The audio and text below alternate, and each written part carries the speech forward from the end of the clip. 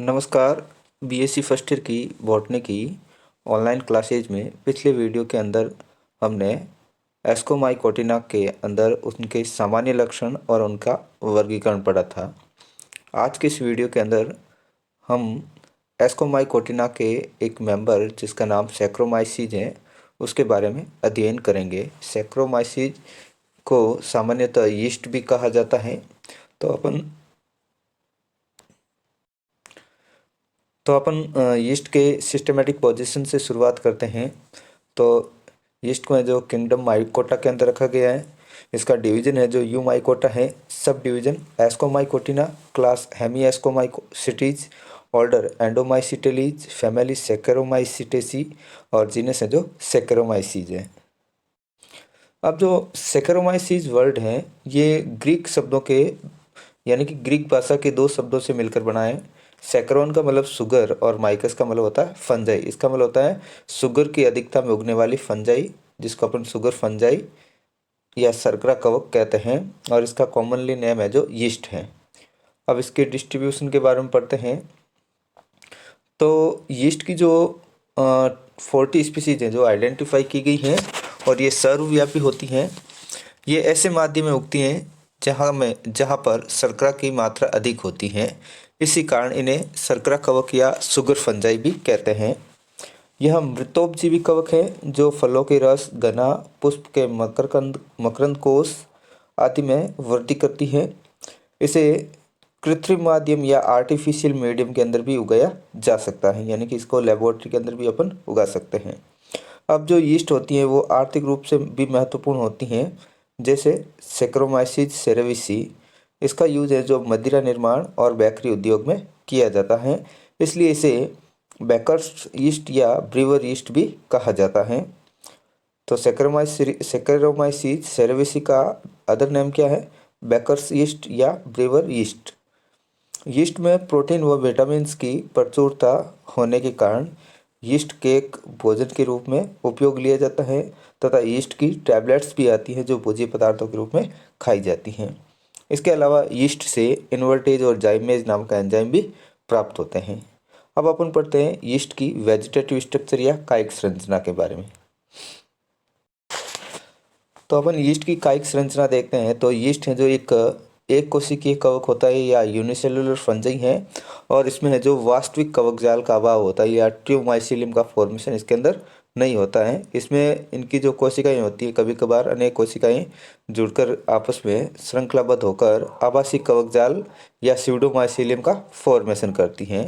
Yeast की जो sales होती हैं वो गोलाकार या अंडाकार व सूक्ष्म दृश्य होती हैं और इन सेल्स का जो अमाप है वो 2 से लेकर 8 माइक्रोन लंबा और 3 से लेकर 12 माइक्रोन चौड़ा होता है। अब जो यीस्ट की प्रत्येक एकल कोशिका होती है वो काचाभ होती है, परंतु अगर इनकी सेल्स को ग्रुप में देखते हैं तो ये सफ़ेद, क्रीमी और भूरे रंग की दिखाई देती हैं।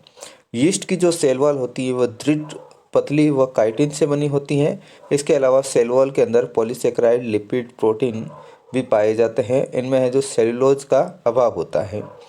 यीस्ट की सेल वॉल है जो डबल लेयर्ड होती है। इनकी आउटर लेयर की मोटाई 0.5 माइक्रोन होती है, जबकि इनर लेयर की मोटाई है जो 0.2 माइक्रोन होती है। मेटले और उसके साथियों के अनुसार यीस्ट की सेल वॉल है जो 3 लेयर्ड या त्रिस्तरीय होती है। इसकी आउटर लेयर है जो मैनोन और प्रोटीन की बनी होती है। मैनोन एक पॉलीसेकेराइड होता है। मिडिल लेयर है जो ग्लूकोन से बनी होती है, जबकि इनर लेयर है जो प्रोटीन प्लस ग्लूकोन से बनी होती है।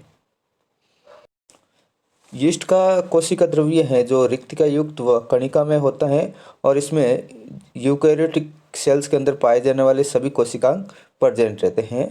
इनके केंद्र में एक बड़ी रिक्तिका उपस्थित होती है जो टोनोप्लास्ट से घिरी रहती हैं और इस रिक्तिका के अंदर तरल पदार्थ भरा रहता है जिसके अंदर फॉस्फेट और लिपिड पाए जाते हैं। इसके अलावा यीस्ट के अंदर स्टोरेज फूड मटेरियल के रूप में ग्लाइकोजन, तेल कणिकाएं व वॉल्यूटिन कणिकाएं पाई जाती हैं। रिक्तिका के ध्रुव पर एक छोटा सा केंद्रक उपस्थित होता है। यीस्ट के अंदर केंद्रक की उपस्थिति के बारे में अलग अलग वैज्ञानिकों के अलग अलग मत हैं। तो वैज्ञानिकों में यीस्ट के अंदर केंद्रक की उपस्थिति के आधार पर एक मत नहीं है, उनमें मतभेदता है।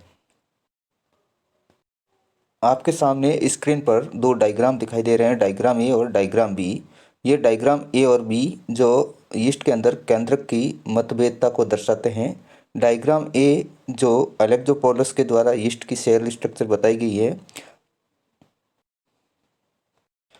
एलेक्टोपोलस और वेगर-पेंस्टीन के अनुसार जो न्यूक्लियस होता है यीस्ट का न्यूक्लियस, वो पूरा का पूरा रिक्तिका युक्त होता है और इसके ध्रुव पर जो स्ट्रक्चर होती है उसको उन्होंने केंद्रिक कहा।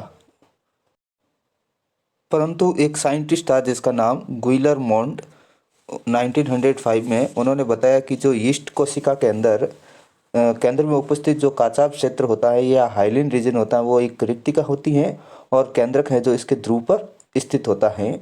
और इसका समर्थन है जो नेजल ने भी किया था। तो अलग अलग साइंटिस्टों के द्वारा यीस्ट के न्यूक्लियस को लेकर अलग अलग मतभेद दिए गए थे। इनको आप डायग्राम ए और बी के अंदर देख सकते हैं। एलेक्टोपोलस ने जो ध्रुव पर जो सिचुएटेड भाग था उसको सेंट्रोसोम नाम दिया, जबकि वेगर और पेनिस्टीन है जो इसको न्यूक्लियोलस नाम दिया।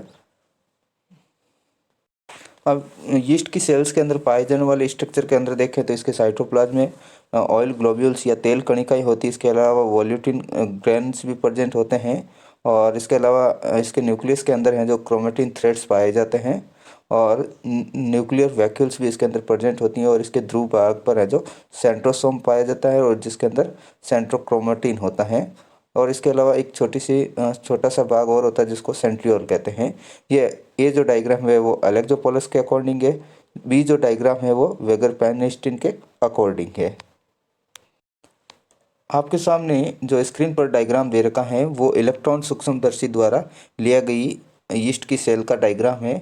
तो इसके ध्रुव भाग पर है जो एक बड प्रेजेंट होती है और बड के अंदर बड वैक्यूल प्रेजेंट होती है और बड के वैक्यूल्स के नीचे की तरफ है जो न्यूक्लियस होता है जो ध्रुवीय भाग की तरफ सिचुएटेड होता है। न्यूक्लियस के चारों तरफ न्यूक्लियर मेम्ब्रेन प्रेजेंट है। इसके अलावा न्यूक्लियर मेम्ब्रेन में न्यूक्लियर पोर भी प्रेजेंट है और इसके जो साइटोप्लाज्म के अंदर माइटोकॉन्ड्रिया हैं। इसके अलावा वैक्यूल भी इसके अंदर प्रेजेंट है और वैक्यूल है जो एक वैक्यूलर मेम्ब्रेन के द्वारा परिबद्ध रहती है जिसको टोनोब्लास्ट कहते हैं और वैक्यूल्स के अंदर वैक्यूलर ग्रेन्यूल्स पाए जाते हैं। तो ये इलेक्ट्रॉन सूक्ष्मदर्शी के द्वारा लिया गया यीस्ट का सेलुलर डायग्राम है। अब अपन पढ़ते हैं नेक्स्ट यीस्ट के अंदर रिप्रोडक्शन। यीस्ट में रिप्रोडक्शन कायिक, अलैंगिक व लैंगिक विधियों के द्वारा होता है। यीस्ट के अंदर कायिक जनन है जो मुकुलन और विखंडन विधि द्वारा होता है। तो सबसे पहले अपन पढ़ते हैं यीस्ट के अंदर मुकुलन द्वारा कायिक जनन। तो यीस्ट के अंदर मुकुलन है जो जनन की मुख्य विधि होती है, इसलिए इसे मुकुलन यीस्ट भी कहा जाता है। जो यीस्ट कोशिका होती हैं वो ध्रुव पर क्या करती हैं, अतिवृद्धि करती हैं और इस अतिवृद्धि को मुकुल कहते हैं। फिर यीस्ट की सेल्स के अंदर जो न्यूक्लियस होता है वो विभाजित होकर दो संतति केंद्रकों का निर्माण करता है। दो में से एक केंद्रक है जो बड या मुकुल के अंदर चला जाता है और दूसरा है जो यीस्ट की सेल्स के अंदर ही प्रेजेंट रहता है। फिर ये जो मुकुल के अंदर जो न्यूक्लियस आया हुआ है और ये मुकुल क्या करेगा या बड क्या करेगी, अपनी साइज में वृद्धि करेगी और क्या करेगी, मदर सेल से सेपरेट हो जाती है। अब जो मुकुल है मदर सेल से जिस स्थान से सेपरेट होता है या जिस स्थान से वो पृथक होता है उस स्थान पर एक उत्तल स्कार बन जाता है या चिन्ह बन जाता है जिसे मुकुल स्कार या बड स्कार कहता है। ठीक इसी प्रकार का चिन्ह है जो नवनिर्मित कोशिका होती हैं उस पर भी है जो अवतल स्कार बनता है जिसे जन्म स्कार या बर्थ स्कार कहते हैं। कभी कभार क्या होता है कि जो मुकुल होती हैं वो मदर सेल से अलग नहीं हो पाती हैं। ऐसी दशा में जो मुकुल क्या करते हैं, एक अशाखित श्रृंखला के रूप में पाए जाते हैं और जिसे अपन आभासी कवकजाल या स्यूडोमाइसीलियम कहते हैं। आपके सामने डायग्राम के अंदर मुकुलन द्वारा होने वाले कायिक जनन की व्यवस्थाएं दिखाई गई है। डायग्राम ए है जिसके अंदर यीस्ट की सेल्स के अंदर ऊपर ध्रुवीय भाग की ओर अतिवृद्धि होती हैं। फिर जो बी पार्ट के अंदर जो सेल्स के अंदर न्यूक्लियस था वो डिवाइड होना शुरू हो जाता है और सी पार्ट के अंदर जो न्यूक्लियस होता है वो डिवाइड होकर दो डॉटर न्यूक्लियस बनाता है, जिनमें से एक न्यूक्लियस तो सेल्स के अंदर ही रहता है और दूसरा न्यूक्लियस है जो बड या मुकुल के अंदर चला जाता है। फिर ये बड है जो अपनी साइज़ में इंक्रीज हो जाती हैं, यानी कि साइज़ में वृद्धि करके फिर क्या करती हैं, मदर सेल या पेरेंटल सेल से सेपरेट हो जाती हैं और जर्मिनेट होकर नए माइसीलियम का या नई सेल्स का फॉर्मेशन करती है या नए ईस्ट का फॉर्मेशन करती हैं। आपकी स्क्रीन पर जो डायग्राम दे रखा है वो यीस्ट के अंदर पाए जाने वाले आभासी कवक जाल का होता है। और ये आभासी कवक जाल कैसे बनता है, तो जो मुकुलन के दौरान क्या होता है कि जो अतिवर्धीय या मुकुल बनते हैं वो मदर सेल से सेपरेट नहीं हो पाते हैं, तो इस तरह से एक श्रृंखला बना लेते हैं और ये श्रृंखला क्या कहलाती है, आभासी कवक जाल या स्यूडोमाइसीलियम कहलाती हैं।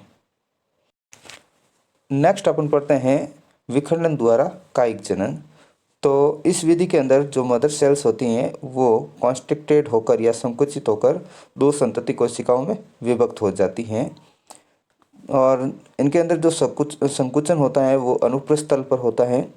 स्टार्टिंग में क्या होता है, जो मदर सेल्स होती हैं वो लेंथ में इंक्रीज करती है यानी कि लंबाई में वृद्धि करती हैं और फिर इनके न्यूक्लियस के अंदर आंतर केंद्र के सूत्री विभाजन होता है।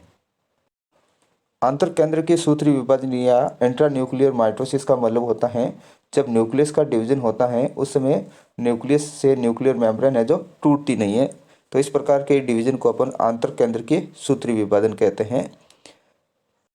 आपके सामने स्क्रीन पर है जो विखंडन के दौरान जो बनने वाली संरचना है उसका डायग्राम दे रखा है। तो डायग्राम ये है जो यीस्ट की सेल्स हैं। अब इस यीस्ट की सेल्स के अंदर एक कॉन्स्ट्रिक्शन डेवलप होता है। ये कॉन्स्ट्रिक्शन क्या करता है, परिधि से सेंटर की ओर बढ़ता है। इसी समय जो बी पार्ट के अंदर जो यीस्ट का न्यूक्लियस होता है वो आंतर कोशिकीय आंतर केंद्रीय विभाजन होता है। आंतर केंद्रीय सूत्री विभाजन के द्वारा दो भागों में डिवाइड हो जाता है। फिर इन दोनों न्यूक्लियस के बीच में जो संकुचन है वो केंद्र से परिधि की ओर बढ़ता है धीरे धीरे। फिर इन दोनों के अंदर अनुप्रस्थ पट का निर्माण हो जाता है और इस तरह से दो अलग अलग सेल्स का फॉर्मेशन हो जाता है। तो डी डायग्राम के अंदर यीस्ट की दो जो डॉटर सेल्स बनी हुई हैं उनका डायग्राम दे रखा है। नेक्स्ट अपन पढ़ते हैं अलैंगिक जनन। तो यीस्ट के अंदर अलैंगिक जनन है जो अंत बीजाणुओं द्वारा या एंडोस्पोर्स के द्वारा होता है। यीस्ट के अंदर अलैंगिक जनन है जो प्रतिकूल परिस्थितियों में होता है। इस दौरान जो यीस्ट की सेल्स होती हैं उनका जो यीस्ट की जो कायिक सेल्स होती है उनका जो प्रोटोप्लास्ट होता है वो चार एक केंद्र के संतति खंडों में विभाजित हो जाता है और प्रत्येक खंड अपने चारों ओर मोटी भित्ति स्त्रावित कर लेता है। इन मोटी भित्ति युक्त संरचनाओं को एंडोस्पोर या अंतःबीजाणु कहते हैं और जब तक प्रतिकूल परिस्थिति रहती है ये एंडोस्पोर है जो सुप्त अवस्था या रेस्टिंग स्टेज में रहते हैं। जिन्हें फेवरेबल कंडीशन आती हैं अंतःबीजाणु मुकुलन द्वारा नई सेल्स का फॉर्मेशन करते हैं। नेक्स्ट वीडियो के अंदर अपन पढ़ेंगे सैक्रोमाइसीज के अंदर लैंगिक जनन कैसे होता है।